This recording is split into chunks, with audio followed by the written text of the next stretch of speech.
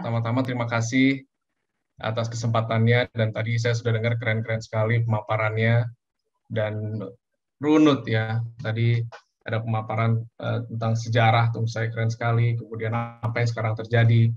Seperti saya bilang, saya di sini paling underqualified di antara semuanya. Tapi mungkin,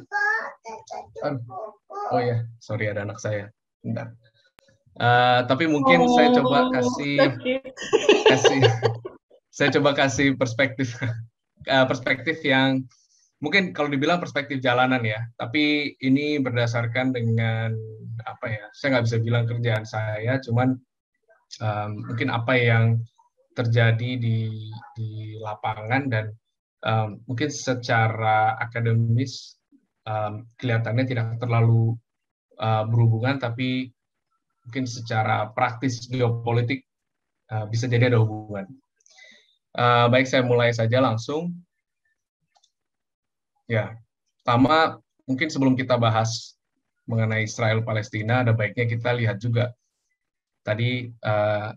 Mohon maaf, Mas, saya lupa namanya, Mas Gilang. Mas Gilang, ya Mas Gilang, keren banget. Mas Gilang tadi sudah menceritakan ada peta itu ya, yang isinya merah-merah, mana negara-negara yang konflik. Dan memang kalau kita lihat di tengah itu, Middle East adalah negara yang termasuk konsisten berkonflik, dan konfliknya multi-layer, multifaceted, dari mulai konflik antar tribe sampai konflik geopolitik yang bahkan tidak berhubungan dengan direct interest di negara-negara tersebut. Tapi untuk tujuan diskusi ini mungkin kita lihat konflik-konflik yang sekarang ada dan mungkin berpengaruh satu sama lain. Termasuk saya juga mau tanya, ini ada pengaruhnya nggak dengan apa yang terjadi di Israel dan Palestina dan dinamika antara dua entitas ini? Yang pertama, sebelah kiri Hamas dan Fatah. Ini konflik klasik. Ya mungkin saya nggak perlu terlalu banyak, cuman apa ya? Ini cornerstone dari apa yang sebenarnya terjadi, dan juga termasuk insiden bersenjata yang terjadi beberapa bulan lalu antara Hamas dan Israel. Belakangan ini ada beberapa perkembangan, mungkin teman-teman di sini memantau juga. Salah satunya itu kurang lebih gagalnya upaya unifikasi Hamas Fatah melalui election yang secara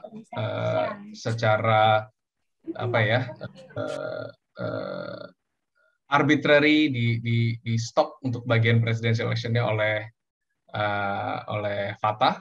Dan kemudian belakangan ini Fatah juga ada sedikit kasus ya, ada kontroversi terkait seorang tokoh namanya Nizar Banat, dan dia ini konon meninggal di tangan pasukan Fatah pada saat melakukan demonstrasi. Mungkin correct me if I'm wrong kalau misalnya saya salah faktanya. Tapi yang terjadi adalah Fatah dan Hamas ini melambangkan dua interest yang terjadi di wilayah tersebut. Mau nggak mau, kalau dibilang Hamas afiliasinya kemana, Hamas afiliasinya paling dekat itu salah satunya ke Iran. Dan ini penting untuk melihat nanti ke depan-depannya, apa sih sebenarnya konflik Israel-Palestina saat ini, dan sudah bermetamorfosis menjadi apa. Fatah di lain pihak lebih dekat ke dunia barat. Kita bisa lihat ini dari mana? Kita bisa lihat ini dari aliran uang. Aliran uang maksudnya apa? Aliran dana bantuan yang datang dari negara-negara tersebut.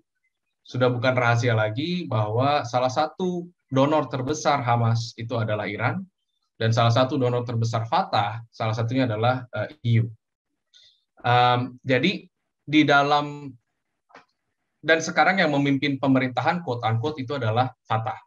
Kedutaan besar Palestina di Indonesia itu isinya orang-orang Fatah semua. Hamas approach-nya lebih militeristik, tapi bukan berarti mereka tidak ingin masuk ke dalam pemerintahan juga. Beberapa negara di Barat dan juga beberapa negara di Asia menganggap Hamas sebagai sebagai organisasi teroris. Padahal sebenarnya kalau dirunut ke belakang, both Hamas dan Fatah juga sebenarnya melakukan tindakan yang bisa dikategorikan sebagai tindakan teroris. Cuman karena afiliasi, maka persepsi menjadi berubah. Nah, cuman di dalam internal Palestina sendiri juga terjadi perebutan kekuasaan. Tadinya upaya untuk melakukan election setelah 15 tahun gagal, tujuannya adalah untuk meunifikasi Hamas Fatah. Karena salah satu cara untuk bisa menghadapi Israel secara efektif adalah apabila Hamas dan Fatah bersatu. Cuman rencana itu dari awal sudah kami sendiri di sini melihat itu sebagai suatu cita-cita lah ya, cita-cita yang kemungkinan gagalnya besar sekali dan terbukti. Dan memang event-event yang terjadi yang kemudian menggagalkan dan apa yang terjadi setelahnya itu terkesan mungkin bukan orchestrated ya, cuman ya untuk kembali mereinforce perbedaan antara Hamas dan Fatah. Di dalam Palestina ini persepsinya itu adalah Fatah itu korup, birokratik, dan bahkan beberapa survei belakangan menunjukkan bahwa penduduk atau bangsa Palestina menganggap Fatah itu complicit atau ikut-ikutan atau membantu Israel dan sekutunya dalam upaya mereka. Tapi di lain pihak, Hamas juga bukan the hero yang bagus juga ya, karena pendapat tentang Hamas juga sama, korup, tapi militeristik. Dan cenderung mungkin kalau dibilang bukan anarkis ya, cuman punya agenda sendiri. Ya seperti saya bilang, Fatah lebih dekat ke barat, Hamas dekat ke Iran.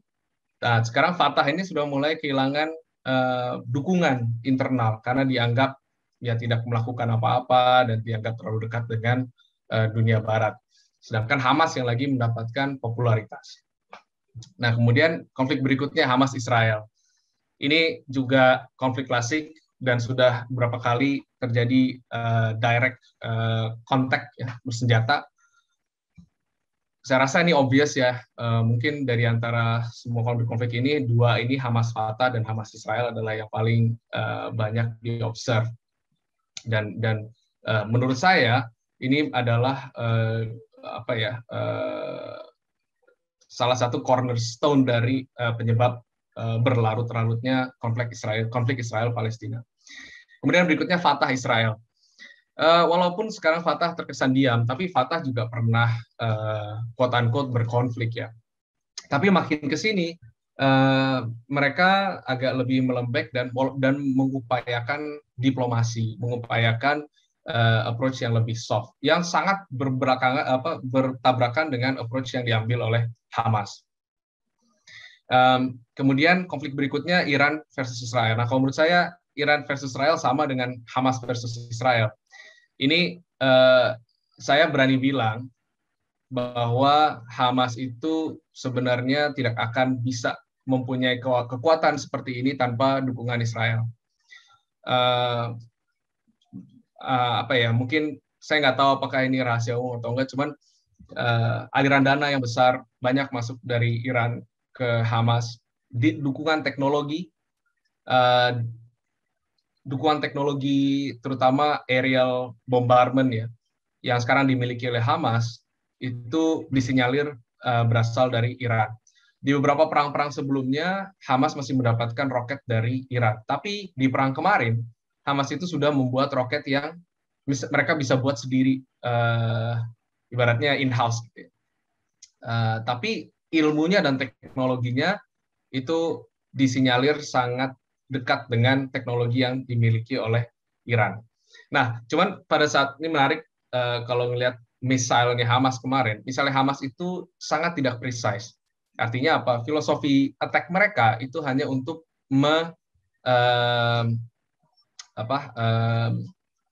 hanya untuk memancing reaksi.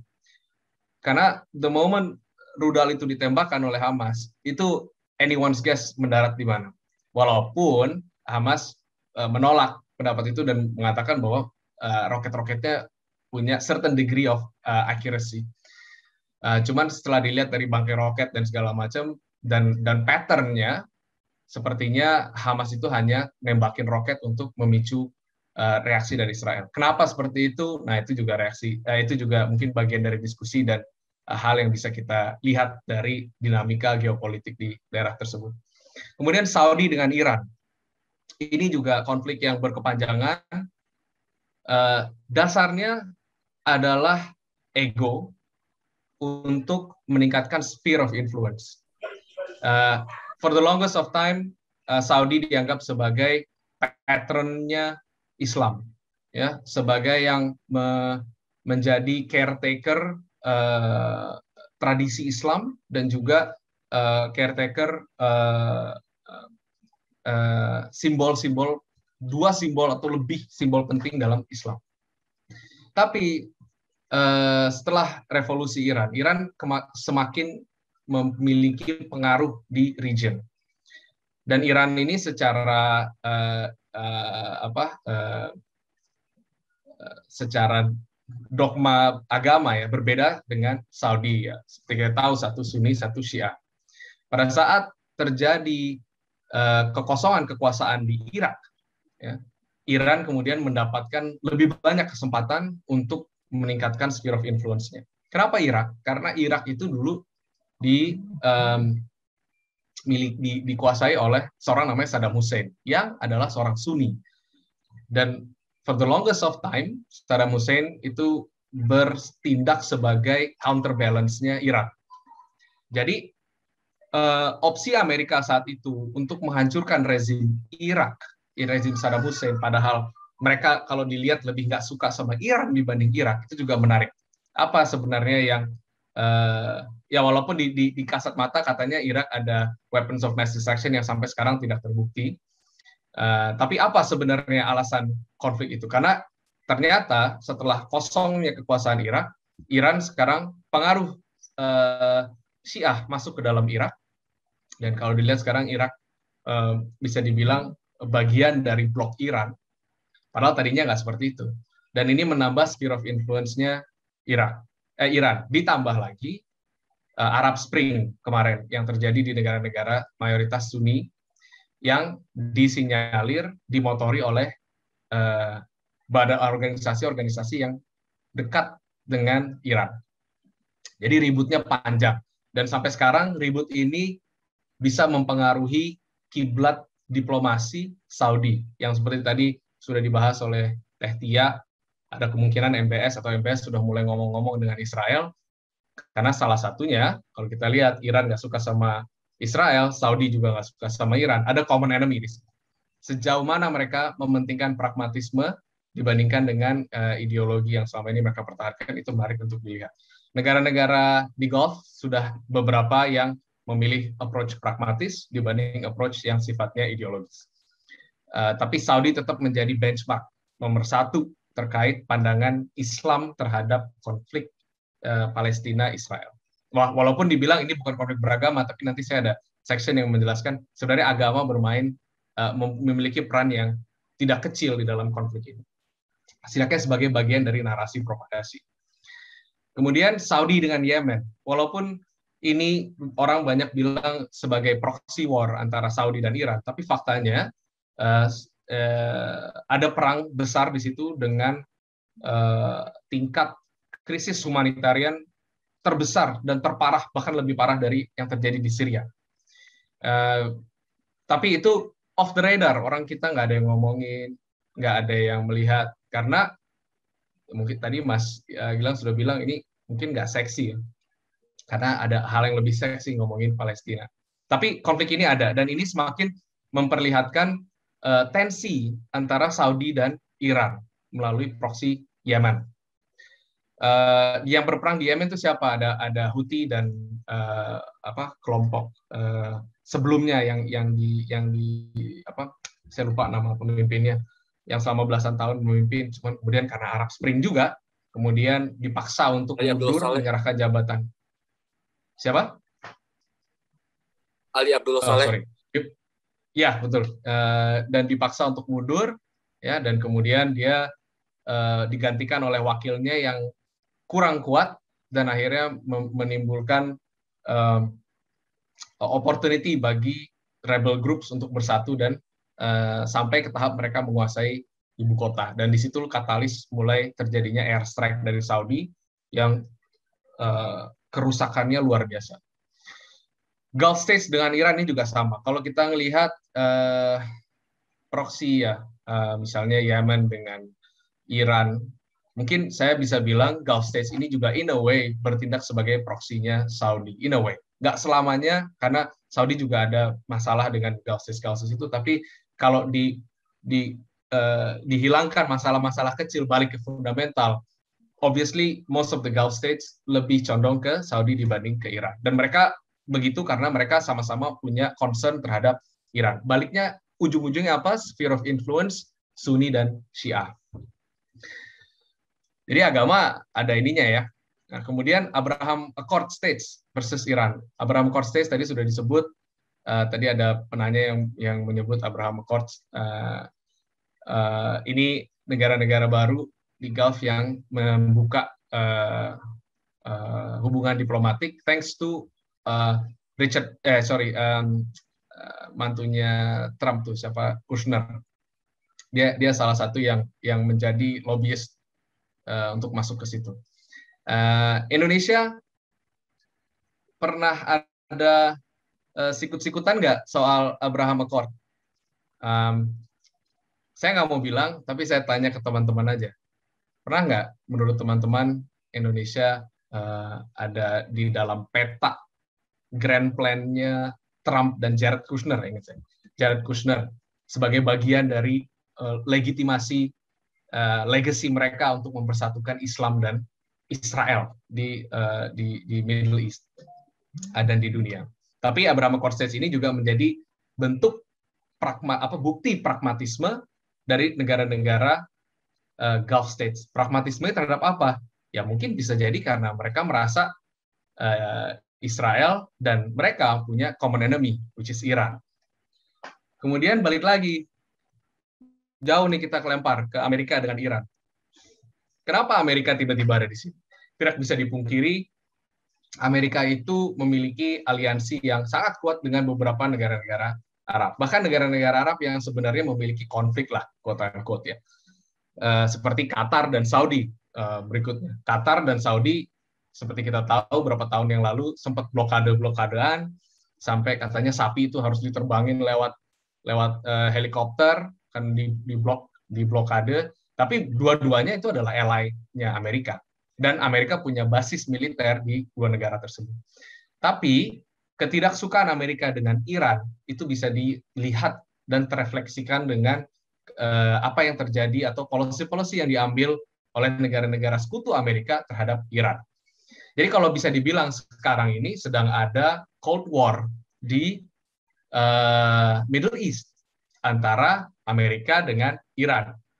Tapi kalau dilihat, Iran selain nggak suka dengan Amerika, Iran itu juga dekat dengan Cina dan Rusia. Jadi bisa jadi ya itu natural progression ya. Kalau kamu musuhnya Amerika, ya siapa lagi the next big superpower yang bisa didekati kalau nggak Cina atau Rusia atau dua-duanya. Walaupun Cina dan Rusia juga nggak selamanya ada di satu meja. Tapi common enemy mereka mempersatukan. Jadi bisa jadi sebenarnya Israel Palestina itu nggak lain nggak bukan adalah salah satu hasil distilasi Cold War yang belum selesai. Dan sekarang ditambah dengan pemain baru, yaitu Cina. Atau malah pemain baru yang sangat mendominasi, dan itu namanya Cina. Kenapa Cina tiba-tiba masuk di konflik sini? Ya karena kedekatannya dengan Iran, satu, dan juga Amerika menganggap Cina sebagai salah satu musuh strategis paling berbahaya. Kemudian berikutnya baru Iran. Jadi dua ini kayak satu paket. Ibaratnya kalau zaman dulu Perang Dunia, Amerika punya istilah axis of evil, karena mereka axis of evil-nya itu adalah Iran dan Cina, quote-unquote seperti itu. Qatar versus Saudi ini lebih ke konflik regional, aneh karena dua-duanya US allies, tapi ya udah ini menggambarkan betapa multidimensionalnya konflik di daerah Middle East. Ini mungkin satu hal yang kita di Southeast Asia nggak akan bisa memahami, karena kalau lihat dari peta sebelumnya, ini daerah Indonesia, Southeast Asia tuh putih, konfliknya nggak banyak. Konflik yang sekarang kita hadapi nggak ada apa-apanya dibanding konflik yang ada di Middle East. Jadi kita kita mungkin intuisi untuk melihat konfliknya tidak setajam mereka-mereka yang dari lahir itu sudah berkonflik. Dan tribal konflik ini, mentalitas tribal konflik ini masih dibawa-bawa sampai sekarang, sudah masuk zaman modern. Jadi ini kurang lebih gambaran beberapa macam konflik yang terjadi di region tersebut. Apakah relevan ke Israel Palestina? Tadi saya sudah menyatakan pendapat, tapi saya juga mau dengar dari teman-teman seperti apa. Kalau menurut saya, Israel Palestina memang ada konflik, ada sejarahnya, tapi sekarang itu sudah bermetamorfosis menjadi distilasi permasalahan geopolitik antara superpower. Nah, berikutnya. Nah, selain konflik, ini juga ada relationship yang timbul yang on paper itu unlikely, tapi terjadi. Contohnya Hamas dan Fatah salah satu. Ya, mereka berperang kok dulu.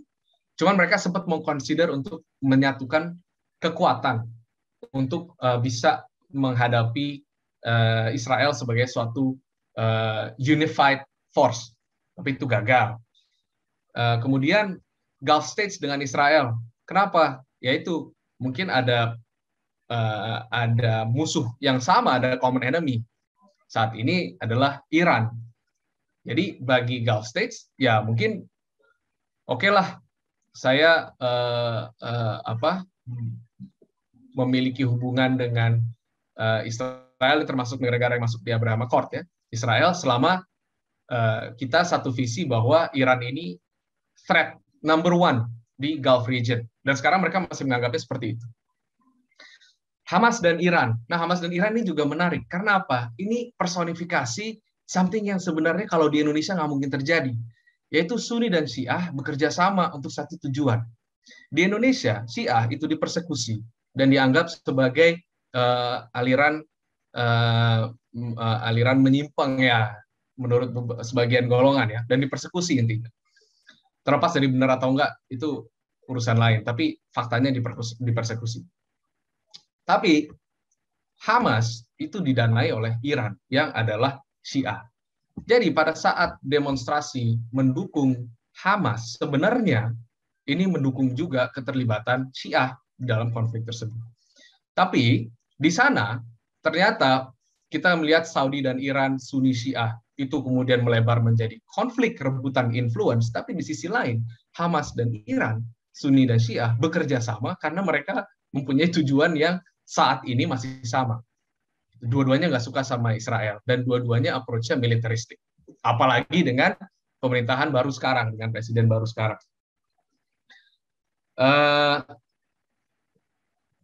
Sebentar. Ya, kemudian berikutnya Saudi dan Israel. Walaupun belum secara formal, tapi sudah ada lirik-lirikan. Dan Perdana Menteri yang kemarin yang sudah diganti sempat datang, katanya ketemu MBS langsung untuk membahas mengenai permasalahan ini dan opsi Saudi masuk ke dalam sphere Israel. Sekarang kalau dipikir-pikir, kenapa sih Saudi segitu sampai mau mempertimbangkan Israel? Kalau head to head Saudi dengan Iran, mungkin akan ya berbanding lah ya. Memang Iran secara kuantitatif militernya lebih besar daripada Saudi. Secara geografis mereka ukurannya kurang lebih sama dan memang bordering. Tapi secara kuantitatif saja Iran militernya lebih besar, dan Iran punya sesuatu yang Saudi tidak punya, yaitu potensi kemampuan senjata nuklir. Ya sebenarnya kalau Iran nembakin Saudi, ya Iran juga akan kena juga. Tapi kalau sudah sampai ke tahap itu, Iran bisa mempunyai the weapon to end all wars, istilahnya begitu. Nah, yang Saudi butuhkan adalah deterrent, nuclear deterrent juga against Iran. Siapa nuclear deterrent yang mau bermain dengan Saudi saat ini adalah Amerika. Bagi Saudi, untuk bisa dekat ke Amerika, salah satu kuncinya mungkin adalah melalui Israel. Siapa yang dekat dengan Israel, otomatis dekat dengan orang namanya Antony Blinken. Dan Blinken sekarang adalah orang yang sangat didengar oleh Presiden Biden di Amerika terkait policy-policy di Middle East, terutama konflik Israel. Blinken ini juga sebenarnya pro, ya pastilah he himself is Jewish. Jadi ada, sorry, kok saya kepencet ya, sorry. Nah, ada unsur pragmatis Saudi juga untuk dekat-dekat dengan Israel, tapi at what cost? Narasi yang mereka harus bangun harus kuat untuk bisa meyakinkan bahwa mereka tidak telah stray dari traditional values. Tapi sebenarnya traditional values-nya apa? Apakah karena Islam maka sudah menjadi birthright untuk membenci Yahudi?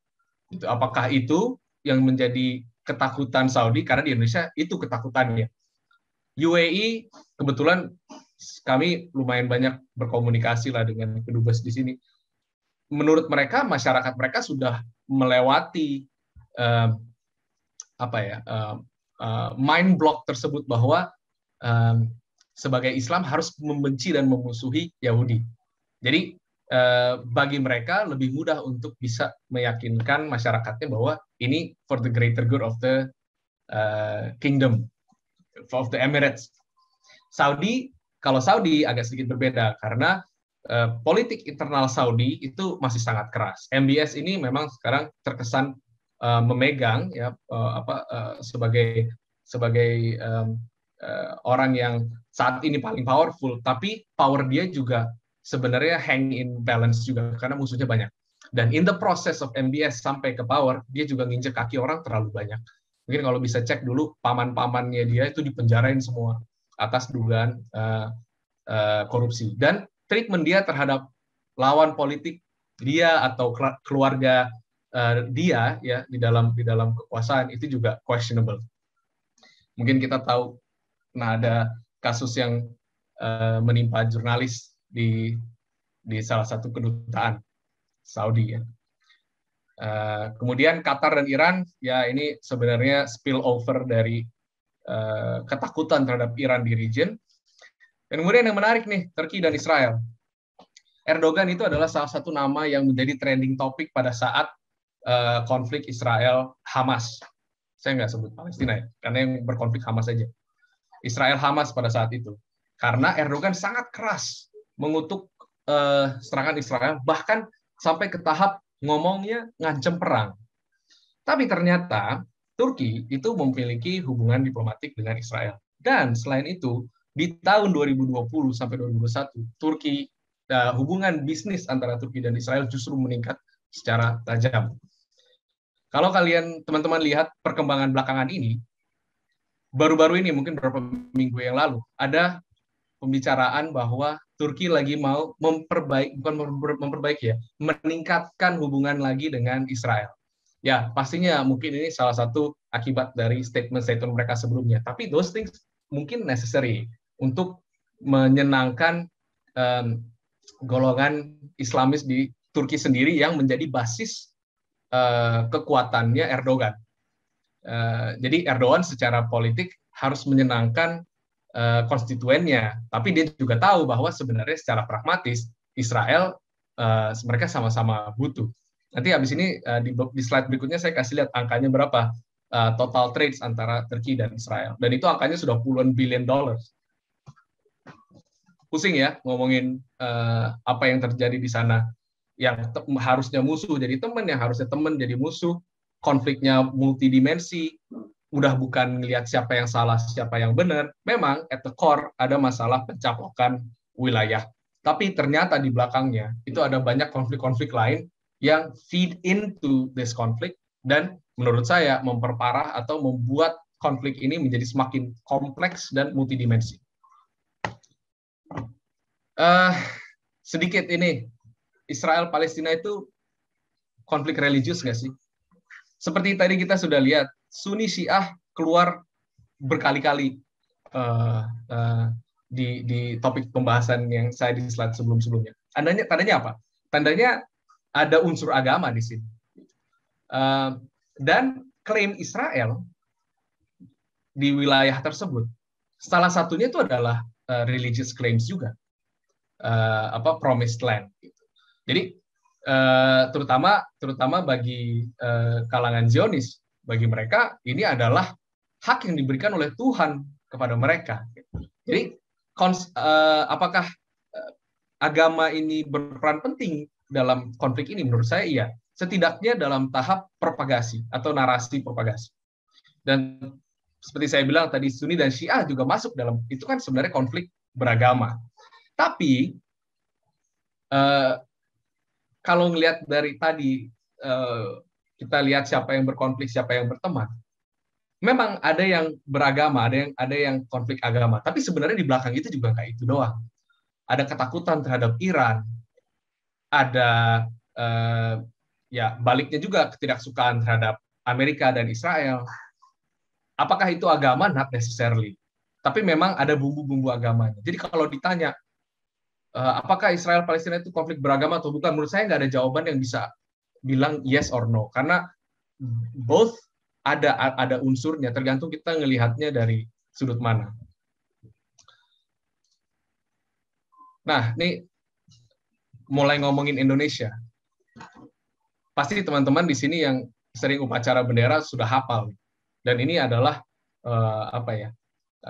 salah satu alasan terpenting Indonesia di dalam memposisikan diri di tengah konflik Israel-Palestina. Konstitusi kita yang bilang bahwa sesungguhnya kemerdekaan itulah hak segala bangsa, dan sebab itu penjajahan di atas dunia harus dihapuskan karena tidak sesuai dengan peri kemanusiaan dan peri keadilan.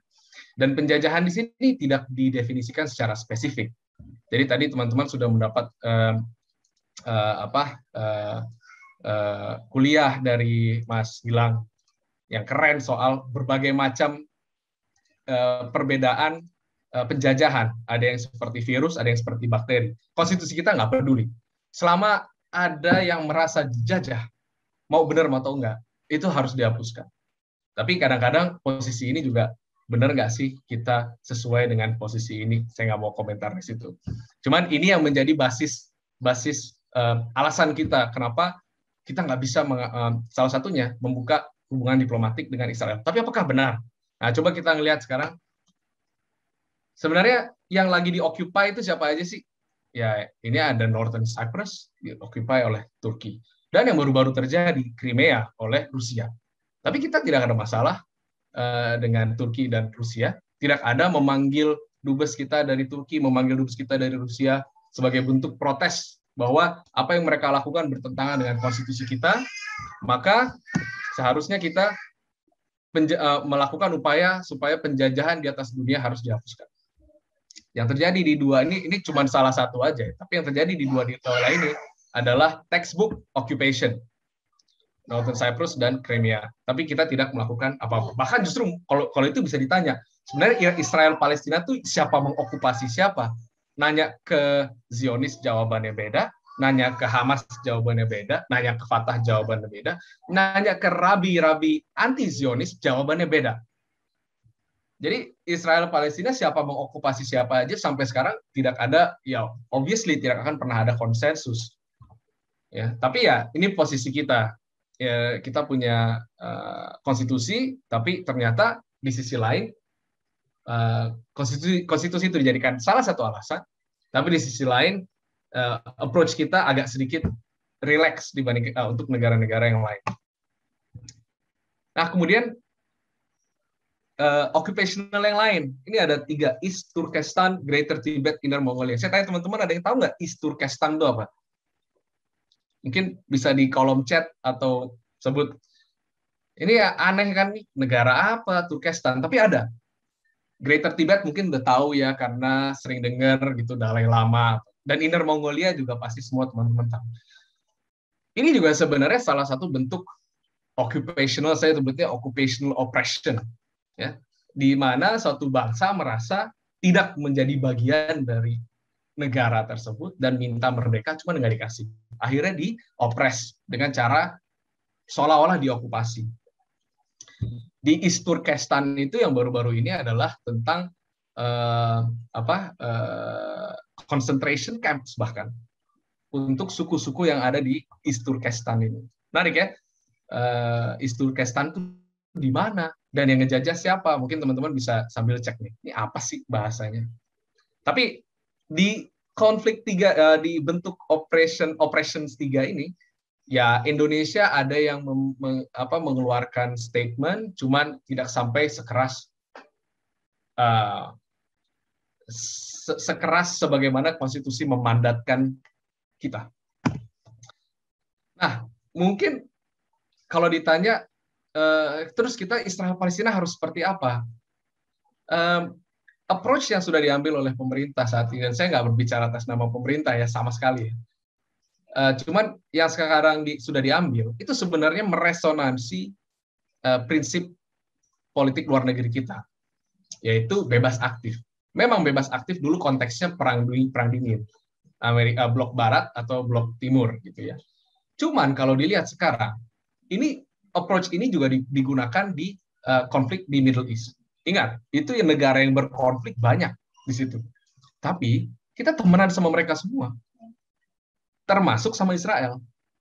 Secara kalau bahasa saya dulu pacaran biar nggak ketahuan orang tua tuh backstreet. Saya nggak tahu kalau zaman sekarang istilahnya kayak gitu. Tapi ya kita ada hubungan sama mereka, walaupun orang tua kita siapapun itu ya, orang tua kita nggak tahu atau kita kalau ditanya menolak. Tapi kita masih mengadopsi sepertinya in practice prinsip bebas aktif ini. Sebenarnya kalau ngomong bebas aktif ini menurut saya agak bingung ya. Cuman bayangin aja pendulum.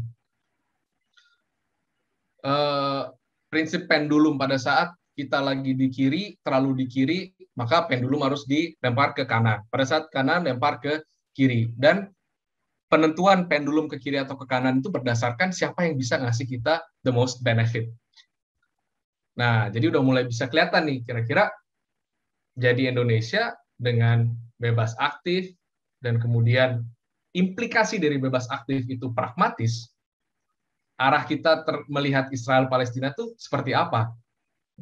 Siapa yang lagi kita butuhin sekarang? Siapa yang lagi kita butuh dekatkan? Misalnya kita melihat konflik ini, kayak tadi ya, dari sekian banyak konflik yang terjadi, ternyata kalau dirunut-runut ke atas, ini misalnya konflik Amerika dengan Iran, atau bahkan Amerika dengan Cina. Siapa yang mau kita dekatkan? Berapa minggu lalu, Bu Menlu datang ke Amerika, yang diketemukan siapa? Anthony Blinken. Minta vaksin. Mungkin nggak dalam pembicaraan itu Anthony Blinken nyeletuk, Bu Menlu, kok kemarin keras banget sih ngomong soal Israel Palestina, masih ada loh jejak digitalnya. Kita ke sana untuk minta sesuatu yang life or death, which is akses terhadap vaksin. Kalau udah ada kayak begitu, give or take seperti itu, ya, sebagai pemimpin, kalian kan harapannya menjadi calon pemimpin. Sebagai pemimpin, approach apa yang kalian akan ambil? Satu sisi saya butuh sesuatu dari dia, satu sisi lain, apa yang sudah saya lakukan sebelumnya atau masih lakukan, belum tentu bikin dia senang. Bisa nggak Anthony Blinken, oke, gue kasih lu vaksin, tapi you do something for me. Dan tadi terkait sama pertanyaan saya soal Indonesia di Abraham Accord. Pernah nggak Indonesia digituin dulu? Pernah nggak kejadian ada yang datang ke Indonesia, ini saya terlalu banyak kasihan, datang ke Indonesia secara spesifik ngomong A biar dapat B. Mungkin Trump dengan Biden approach-nya berbeda, tapi kalau dilihat ke belakang sini, secara filosofi terkait Israel Palestina, mereka sebenarnya sama-sama aja. Buktinya apa? Kedubesnya nggak dipindahin lagi Amerika, masih aja di situ. Apa yang sih sebagai negara yang sudah kita lakukan terhadap Palestina? Banyak sekali. Tapi menurut saya yang paling pragmatis itu adalah kedubes. Mungkin teman-teman di sini sudah ada yang pernah berkesempatan datang ke dubes Palestina di Indonesia. Biaya kedubes, biaya hidup, sewa dan segala macam itu semua ditanggung oleh Indonesia. Satu-satunya kedutaan besar asing di Indonesia yang mendapatkan perlakuan seperti itu. Mungkin kalau teman-teman tanya teman-teman di Kemenlu, mungkin banyak yang nggak tahu juga, atau kalau yang tahu mungkin akan bilang, enggak lah, nggak kayak begitu. Tapi kita kasih duit banyak ke Palestina. Dan dari awal secara historis memang kita sebagai negara OIC ya, sangat mendukung. Dulu approach-nya beda-beda, cuman nafasnya selalu sama, kemerdekaan Palestina. Dan kita juga, for as long as we could, kita selalu menyuarakan hal tersebut di forum-forum internasional dan juga secara eksplisit. Oh, sorry. Screen sharing saya kelihatan nggak sih? Nggak kelihatan ya? Kelihatan Mas, aman Mas. Oh, aman ya? Aman, aman, Ya. aman. Sekarang kelihatan? Kelihatan ya? Soalnya Oh, tulisannya di sekarang sini. Oke. enggak. Sekarang enggak Mas. Sekarang enggak. Ah Nah, udah, ini udah. udah Oh, Mas. Udah. udah ya. Oke, siap. Nah, ini kan pertanyaannya sekarang, apa yang harus Indonesia lakukan? Pragmatiskah? Kalau pragmatis, sebenarnya untuk Indonesia ini untungnya apa? Tadi sudah dibicarakan oleh, saya sebutnya senior-senior saya sebelumnya, karena mereka sangat jauh lebih qualified. Saya sebutkan bahwa Indonesia di sini tuh sebenarnya nggak berkonflik. Approach apa yang harus kita ambil ke depannya terkait konflik ini, di mana kita sebenarnya mau outcome A atau outcome B, impact-nya ke kita itu tidak terlalu besar. Karena we're friends with both A and B. Ibaratnya ada teman berantem gitu ya, A sama B, terus kita disuruh nengahin. Ya kita temenan sama dua-duanya, bodo amat mau berantem, ya kita masih temenan dua-duanya. Itu politik bebas aktif. Apakah kita butuh akses yang lebih besar ke Amerika saat ini? Mungkin iya. Mungkin iya. Karena apa? Selain kita butuh vaksin short term, tapi longer term, jangan lupa kita ada tetangga besar yang lagi siap-siap ngamuk, yaitu China. Dan China sini makin berkonflik dengan Biden. Biden makin terbuka soal ketidaksukaannya terhadap China. Taiwan sekali lagi dijadikan proxy, dijadikan alat untuk memancing reaksi. Nah, kalau terjadi apa-apa, dan juga jangan lupa 9 line. Walaupun Indonesia bukan pihak yang bermasalah di situ, tapi kalau ada apa-apa, yaitu terjadi pas di depan rumah kita tembak-tembakannya. Ada kemungkinan juga itu ada spillover efeknya ke kita. Nah, kita mau ke arah mana nih? Mau lihat sampai sejauh itukah? Apakah kita hanya melihat sempit Israel Palestina, kita harus membantu rakyat yang terokupasi? Ya, faktanya masih banyak kok rakyat yang terokupasi, yang mengalami krisis humanitarian, yang hidup di dalam kondisi yang jauh lebih parah, yang lebih deplorable dibanding di sana, yang mungkin lebih butuh bantuan kita saat ini. Dan kemudian, kalau kita memilih satu tindakan, apakah ini akan mengalienate OCI member states? Nanti kita lihat OCI member states itu sekarang kayak gimana sih. Dan kemudian, posisi yang kita akan ambil terkait Israel-Palestina, apakah akan memiliki dampak politik internal? Karena kita tahu topik ini selalu seksi. Nanti saya bahas di sini kenapa ini seksi. Dan yang terakhir, diplomatic pressure. Bisa nggak sih kita menggunakan diplomatic pressure untuk setidaknya menyelesaikan masalah ini? Sekarang kita harus realis. Kita harus realistis melihat posisi Indonesia di jagat pertarungan kekuasaan di dunia. Apakah Indonesia mempunyai bargaining power sebesar itu untuk mengajak dua bangsa yang sedang bertarung dan di belakangnya itu didukung oleh behemoth ya, untuk mendudukan mereka di satu meja dan berdamai? Orang banyak bilang, nggak mungkin. Kalau menurut saya bisa. Kenapa? Karena Indonesia itu berteman dengan dua-duanya dan berteman dengan pendukung-pendukung di belakangnya. Indonesia nggak ada masalah sama Iran secara spesifik ya. Indonesia nggak ada masalah sama Amerika. Indonesia nggak ada masalah sama Saudi. Indonesia nggak ada masalah sama Israel. Walaupun kita nggak buka hubungan diplomatik, tapi kita nggak ada masalah sama mereka. Kita nggak dalam keadaan perang yang harus ada peace atau apa ya. Makanya istilahnya normalisasi, bukan peace atau apa. Kita apalagi dengan Palestina, justru kita sangat berteman. Di antara semua negara-negara yang berkonflik ya, atau yang punya interest, menurut saya Indonesia itu salah satu kandidat yang paling netral dan bisa didengerin oleh semuanya. Tapi ada syarat-syaratnya kita bisa mendudukan mereka dalam meja itu. Dan syarat-syaratnya ini masih banyak yang belum terpenuhi. Tapi chicken and egg juga, kalau kita penuhi syarat-syarat itu, apakah sekali lagi ini pragmatic approach, apa untungnya buat Indonesia? Apakah kita butuh akses ke Amerika? Apakah akan bikin sebel negara-negara OCI? Apakah akan bikin gaduh di Indonesia? Jadi setiap kali mau melangkah tiba-tiba dihadapkan oleh opsi mundur, maju 1, mundur 10. Pasti orang sebagai pemimpin akan mikir hitung-hitungan matematisnya. Saya ngambil sekarang atau nanti. Dan approach-nya, ya Gus Dur adalah salah seorang yang berani mengambil satu langkah, tapi kelihatan baru mau maju udah dipukul mundur 5, belum sampai 10. Bayangin kalau misalnya all in maju 1, mundurnya 10, ada yang siap nggak? Tapi kan kita nggak tahu kontestasi internal akan seperti apa. Tapi kalau ngelihat arahnya sekarang, ya mungkin kalkulasinya harus lebih jeli. Apakah Mungkin, konfliknya bisa sorry Mas, diselesaikan? mungkin 2 menit lagi Mas ya. Siap. 2 Ya, ini menit saya lagi. udah mau sekop. Siap. Ya, apakah konfliknya akan selesaikan? Menurut saya konflik Israel-Palestina sekarang ini sudah menjadi output dan bukan katalis lagi. Maksudnya apa? Katalis pada saat kalau katalis itu konflik Israel-Palestina menyebabkan konflik-konflik lain di luar sana. Kalau menurut saya konflik Israel-Palestina itu sekarang sudah menjadi output dari konflik-konflik yang terjadi di luar sana. Memang historically ada masalah yang belum diselesaikan. Cuman itu di-exacerbate dengan konflik geopolitis yang terjadi di negara-negara tersebut. Menurut saya selama masih ada regional conflicts, maka kemungkinan besar konflik ini akan bahasanya orang-orang Intel, konfliknya akan dipelihara. Dan ini ada yang mendapatkan benefit juga di sini, jangan salah. Sekarang saya tanya, kalau damai Palestina Israel, let's say kita bayangkan dunia yang nggak nyata, damai.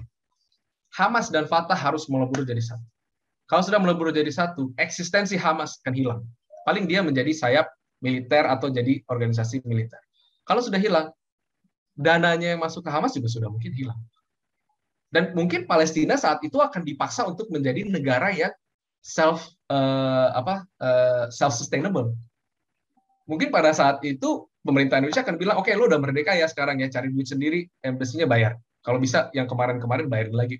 Itu salah satu contoh. Apakah itu in the interest of the Palestinian leaders, both Hamas dan Fatah? Kita nggak tahu. Tapi ada hitung-hitungan ke situ. Kemudian Hamas Fatah berantem harus rekonsiliasi tapi susah. Terakhir, ini key players-nya menurut saya yang akan menunjukkan peta konflik ini ke depan seperti apa. Ada Naftali Bennett, ada Blinken, MBS, Raisi, Haniyeh, Mahmud Abbas. Semuanya, dan ini kita di bawahnya Mahmud Abbas, itu ada 3 nama lagi yang menurut saya kalian harus tahu. Ya, sekali lagi, Haniyeh, Salam Fayyad, sama Muhammad Dahlan. Coba kalian cek mereka ini apa hubungannya dengan Abbas dan di konflik yang terjadi. Tapi tokoh-tokoh ini adalah tokoh-tokoh yang akan menentukan jalannya konflik ke depan. Kalau melihat dari kelakuan mereka dulu, posisi mereka dulu, dan saat ini, kayaknya saya rasa konflik ini akan terus dipelihara. Karena melihat siapa itu Naftali Bennett, siapa itu Blinken, siapa itu MBS, siapa itu Raisi, siapa itu Haniyeh, dan Mahmud Abbas yang mulai kehilangan kontrol, kayaknya sih akan terus berlanjut. Tapi pertanyaannya, Indonesia bisa main di sini nggak? Nah, itu mungkin pertanyaan bagi teman-teman di sini nanti kalau sudah jadi presiden. Nah, tadi OIC. Kalau ribut OIC, ini negara-negara yang ini negara-negara di OIC yang punya hubungan diplomatik dengan Israel. Lumayan banyak. Turki, UAE, Bahrain, Egypt, Jordan, Oman. Jadi apakah akan memperkeruh hubungan dengan OIC? Probably not. Dan Turki sendiri dia punya $6.5 billion increases to 6.5 billion USD per year. Dan kenapa konflik ini resonates deeply di Indonesia ya? Karena masih ada pandangan Yahudi itu adalah musuh Islam dan simbol struggle, dan juga politically Indonesia gampang dipanasin soal ini. Saya kemarin ngobrol dengan diplomat-diplomat di Palestina, mereka bilang kita tuh nggak suka sebenarnya kalau orang-orang di Indonesia demo pakai bendera Palestina, karena mereka nggak merasa demo itu melambangkan kepentingan mereka. Jadi mereka merasa mereka dijadikan alat politik, gitu. Jadi mereka merasa, oh itu it's not your fight. Kenapa kamu sampai bawa-bawa Palestinian flag? Ya mungkin di kita melihatnya sebagai sumber ini ya, sebagai simbol. Izin 2 slide lagi, tapi ini cepat aja. Israel tuh kenapa sih penting master of technology? Lihat teknologi-teknologi yang sekarang kita pakai. Pada pakai Waze itu dari Israel. Ada yang pakai fiber buat telepon-teleponan itu dari Israel. Face ID Apple itu dari Israel. Firewall yang kita pakai di semua komputer kita Israel. Ini presentasi saya dicolok pakai USB itu dari Israel. Irrigation system namanya drip irrigation system. Wah, ini hebat nih. Israel menjadi negara eksportir agrikultur padahal nggak ada air karena mereka pakai sistem drip irrigation. Di negara kita yang air berumpah ruah sampai banjir itu nggak bisa ekspor. Dan kita harus belajar dari mereka. Dual lens kamera yang suka selfie sama itu dari Israel. VoIP yang kita pakai teknologi sekarang itu dari Israel. Jadi Israel banyak ya masuk ke ini kita ya. Kenapa mereka penting? Karena mereka istilahnya memiliki mastery of technology. Ini company-company yang mempunyai research and development center terbesar ya. Bahkan bukan di Amerika, di sini di Israel. Kenapa? Sumber daya manusianya.